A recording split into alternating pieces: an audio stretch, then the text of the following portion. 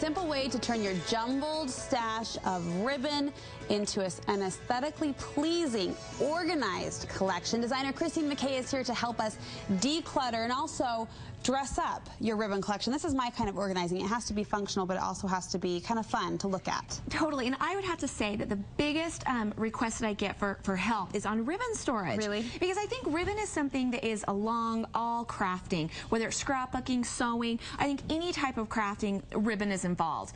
And this, I'll be honest, this is actually still one of my ribbon stashes. I haven't quite This isn't one of her solutions she's presenting today. I wish I could say that this was a great, image, but unfortunately, this is really some of my ribbons.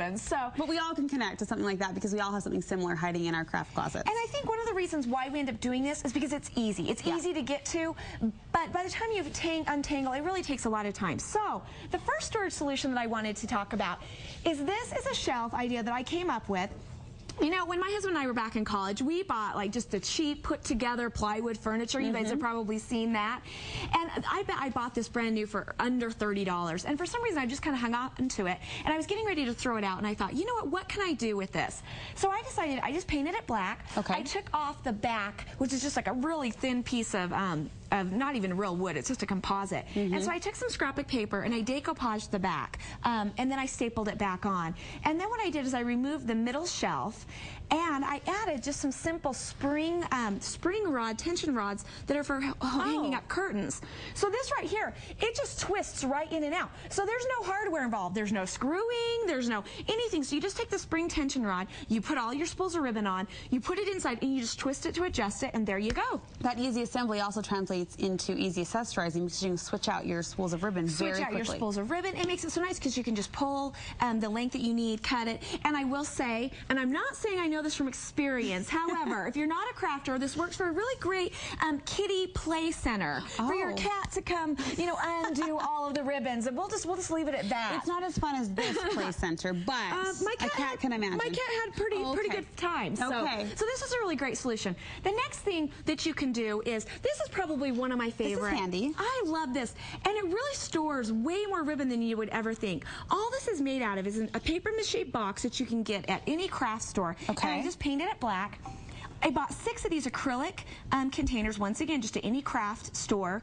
And you can use the crocodile, which I use all the time. Yes. And yes, it punches through acrylic. So what I've done is I've punched 3 holes in the front of all of the acrylic containers. Okay. Attached to eyelet. I will say, sometimes it'll give you a little bit of a hairline crack, but the eyelet will cover it. Okay. And then you just thread your ribbon through. So 3 ribbons coming through each acrylic container. Yep. And you can do it all in the back as well. And the knobs are just a little wooden ball that I bought and painted black and glued right to the top. The instructions for all of this, as well as the label that you can print out, are on the website, kmckaydesigns.com. That's darling. This is really fun, and it stores actually a lot of ribbon. And we're 3 in each acrylic container. You can see you've got multiple spools going there. Can you use it with larger sized ribbon as well? Or if you get larger eyelets, you can. I think this one is probably a little better for the smaller ones, and this one's a little better for the larger. Okay. All right. The next one, if you don't want to really go to all the work of doing the acrylic containers, this is so easy. This seriously took me like 3 minutes. This is just a photo box. So I kind of just did the same thing. Just set the eyelets down across the front and just pull the ribbon through. If you don't want to buy a photo box, take an old shoe box. Cover it with your favorite paper, something that coordinates your scrapbook room. The nice thing with this is you can actually punch it all the way around if you choose to.